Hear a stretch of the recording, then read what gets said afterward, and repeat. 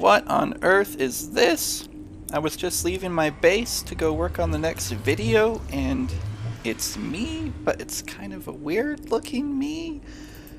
And it's got lots of nice things. And, oh, that is a really good sword, actually. And that's a really... Oh my goodness, an ancient debris? I don't know. Okay, so this is going to have to be a mystery to solve on a later date. Someone left this here, but we are on our way to do something. We are here today to make a video by popular request, or perhaps I should say request from one popular person, one popular power-hungry egomaniac who requested the video. And it'll be a very easy video to make, which will help me keep my goal to release a video weekly. So here we are. This is, what did I call it? I think I called it the Adventurer's Tower, perhaps. I like it. It's really interesting looking, really unorthodox, and you know I like things like that. These kind of half balconies here, half wrap around. There isn't really a way to get onto these.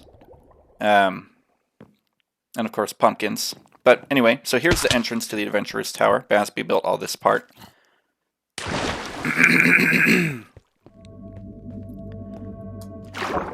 Oh, come on. Okay, here we go. So, we're in the what did I call it? Yeah, welcome to the Adventurer's Tower. Yeah, with original stories from the Genesis Writers Guild. Each level features one chapter of the story. Use elevator to go up, just one level to start. There are 4 copies of books on each level, so friends can read together. All the books on the same level are the same. We hope you like it. Spectre and Basby. Basby and I did everything here together. Yes, it was a ton of work, by the way. A something ton of work. Okay.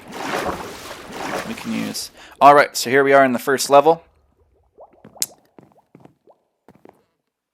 We can look at our maps. We can look out the window. We can sit and have a discussion. And let's do a is it live? I don't know. But it's a reading of the first chapter of the Globecraft story. Alright. A Globecraft story by Basby and Spectre Calypso, with characters based loosely, I say loosely, okay, on Globecrafters' personalities. Enjoy. Alright. Alright, let's get in character. She felt the cold wind on her face. She loved the cold. Something about it riding on the wind made her feel alive. She braced herself against the mass as she was hit by another gale, the force of it threatening to throw her against the sturdy post, but it only made her feel more invigorated. She took a long, deep breath when it passed and felt at peace. A peace that was quickly interrupted. "I say, Sergeant, are you up there? The wind is particularly strong today. Won't you come down?" She rolled her eyes and prepared herself for what she considered to be a formidable challenge. She swung down, gripped the beam between her knees, and slid down with the palms of her leather gloves pressed against the wood.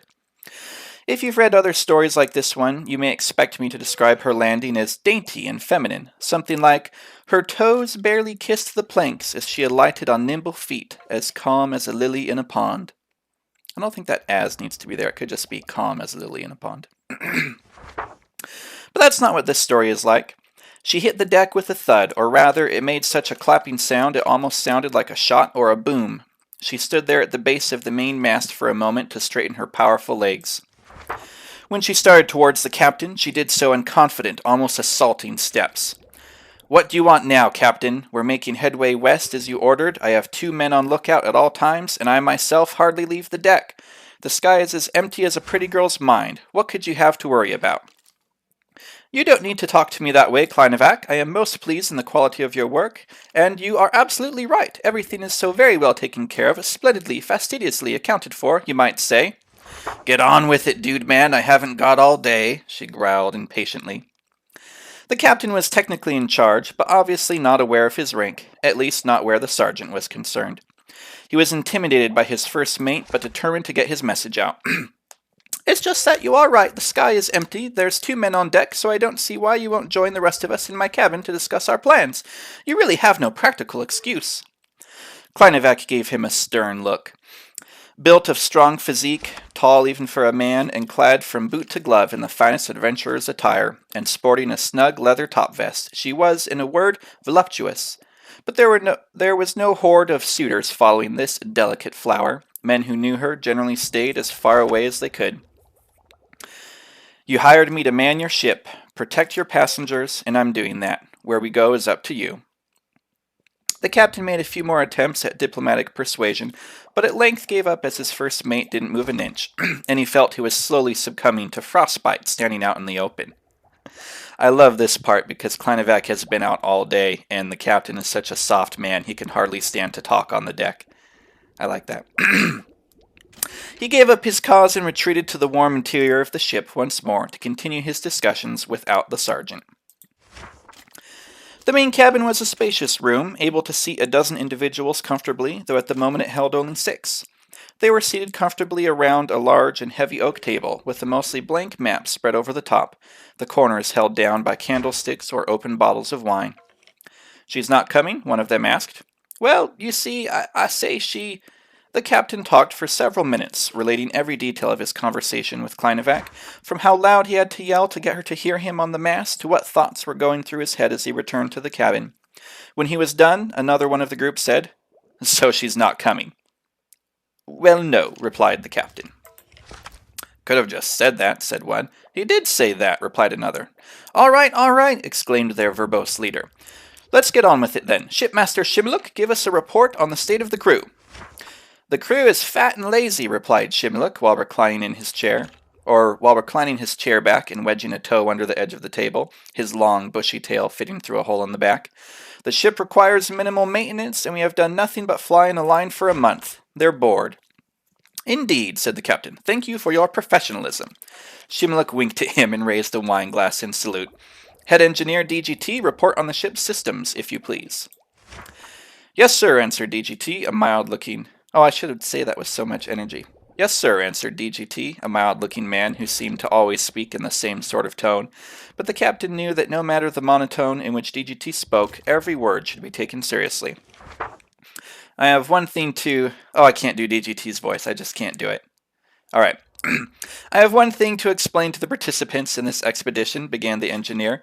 "The Astria is, in my opinion, the finest ship ever built. Luxurious, stocked to the brim with supplies, and fitted with a crew where each individual position, no matter how small, was hand-picked. We have the best chances in history to succeed in our goal." There were a few shouts of, "That's right," or "Hear, hear," from the small group of quiet listeners. "With a hull from a repurposed light cruiser, but customized by me according to Captain Dudeman's specifications, every system is unique and tailored to our purpose. Now, I know this stuff bores most of you, but I need to talk about the design of the engine for a minute." "That stuff doesn't bore me," said Shimiluk. "Right, whoever said it was boring," said Grubel, who was a military tactician in the war. DGT was at a loss for words for a moment. "I don't know," he said. "Somehow I just felt that I had to say that it was boring." "Weird." "Really weird," replied the others. "Tell us about the engine." "Right," DGT continued. "So as you know, airships use lodestones as levitation generators to maintain altitude. Most ships have 1 or 2, maybe as much as 6 on a vessel this size to keep it aloft, while traditional sails provide propulsion. The Astria is outfitted with my custom design and incorporates 30 lodestones spread out along the hull, making it the first ship ever to fly entirely on redstone magic. This has the drawback of being slower than traditional air-powered, lodestone-lifted ships, as while lodestones can keep us lifted, they don't propel us very fast, as well as being so expensive that it is not cost-efficient for any purpose other than ours." The captain interjected. "Right, DGT, let's see. I feel like I should have worded that differently. Anyway, we'll just continue." The captain interjected. "Right," DGT continued. "Our progress is actually slower than previous ships on this course, but equipped with an entirely mechanical propulsion system and not dependent on weather at all. The Astria can keep moving indefinitely. We are not deterred or slowed by weather, and we don't need to land ever, as we have enough extra stones outfitted in the rig to alternate them and maintain lift in perpetuity. Which is pertinent because as of today, ladies and gentlemen, and raccoons, he nodded to Shimiluk, we have crossed what is normally considered the point of no return. I'll say it again. A few hours ago, we went farther west than any explorer in recorded history. Yes, yes. Thank you, DGT. Wonderful, the captain interrupted again. Other ships had to turn around because of unpredictable weather or just supplies, but not this ship. Built from a top-tier military blueprint, but outfitted for long-distance exploration. Whew, I'm running out of breath, guys. We have the supplies and tools to go on indefinitely. We even have herd animals and seeds on board for when we find land, workman's tools, and hunting gear to replenish ourselves when possible. I believe that with any luck at all, we can go on exploring indefinitely, and it is my intention to do what no one has ever done, find an undiscovered country and set up an outpost there. This is, if I may humbly submit, the adventure of a lifetime. This time all voices erupted in unanimous roar. Hear, hear, and to the Astria, or to us. I need to blow my nose. You'll all just have to wait and hear my nose blow.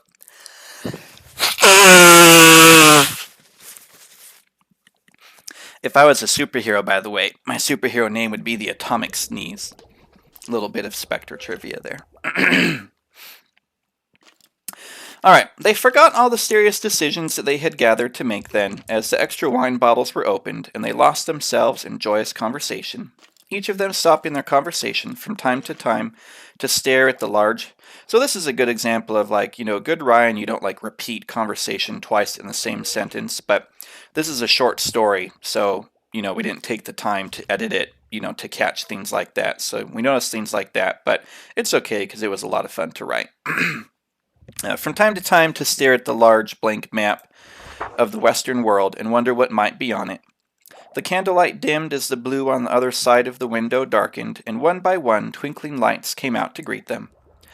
They were merry. They had left, each one of them, some sort of disappointing past behind them, and they felt only infinitely good possibilities were in front of them as they sipped their wine from crystal glasses in that warm cabin room. On the other side of the glowing window, the air was mostly still, but frost was gathering on the panes. Above them, a glittering sky shone, free of clouds, for it was a clear night, and about 1,000 feet beneath them, a dark ocean, deep and mysterious. The weather was calm, and Sergeant Kleinevac sought solace in the silence. She breathed in deeply of the fresh air, as she had been doing all day.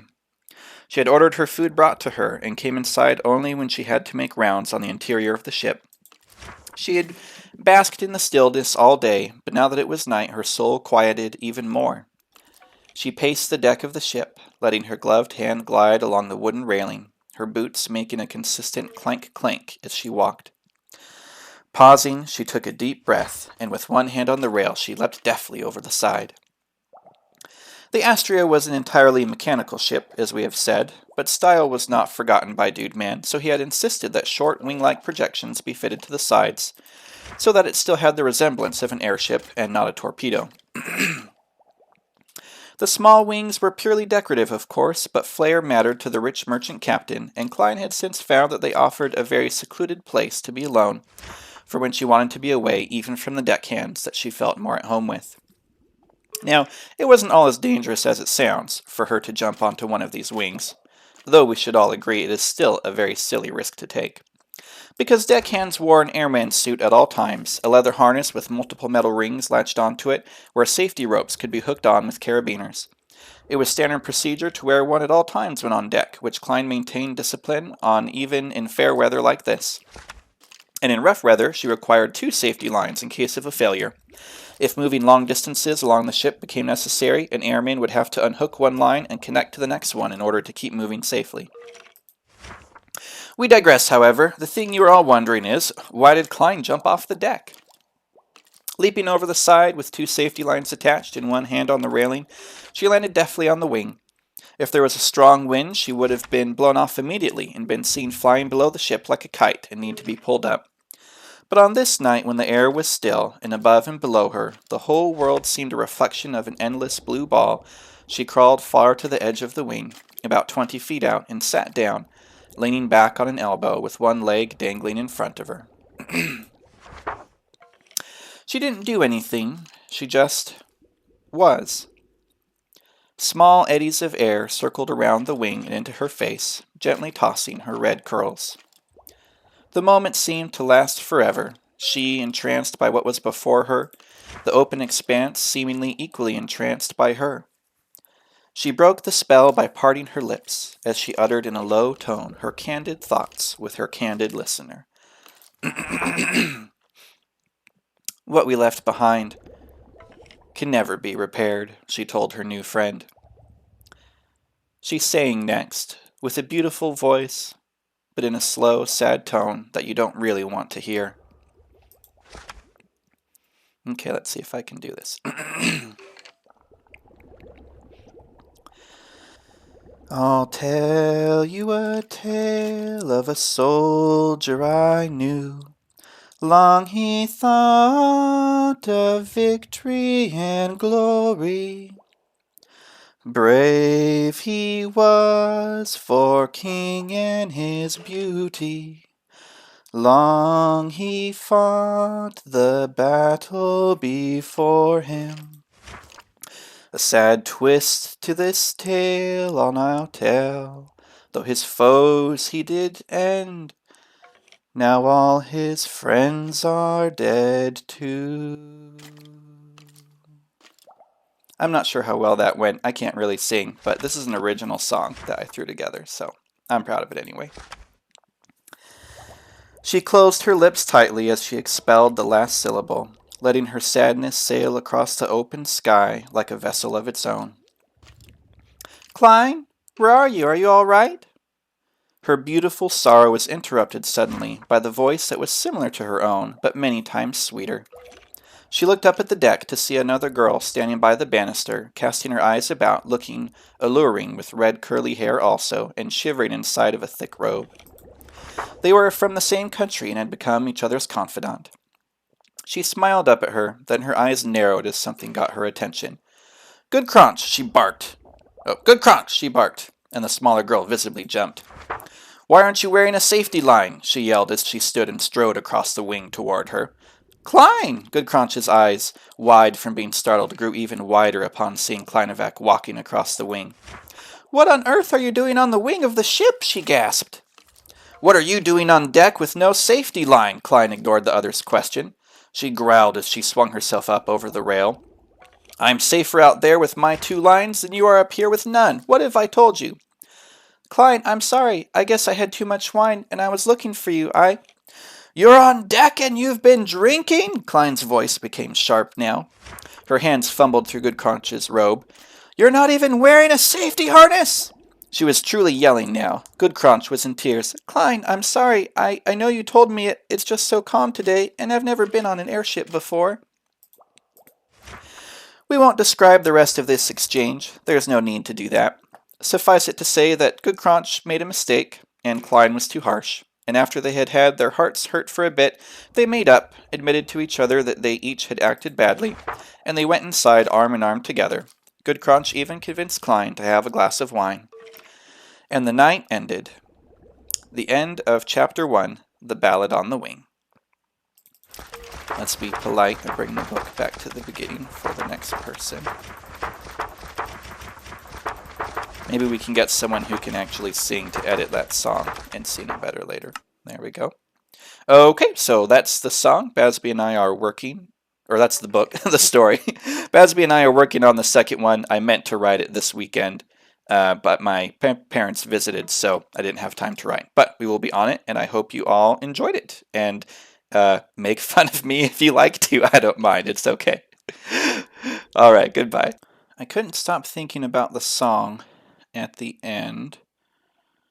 This did not sound right when I sang it, so we're now here in the master document where Basby and I work on it. So these first 4, these were written with a song in mind, or to be sung, and I think I wrote these one day, and then I came back to finish the song and wrote these, and forgot entirely that I was trying to sing it, and so I didn't write them with singing it in mind. So I'll tell you a tale of a soldier I knew. Long he thought of victory and glory.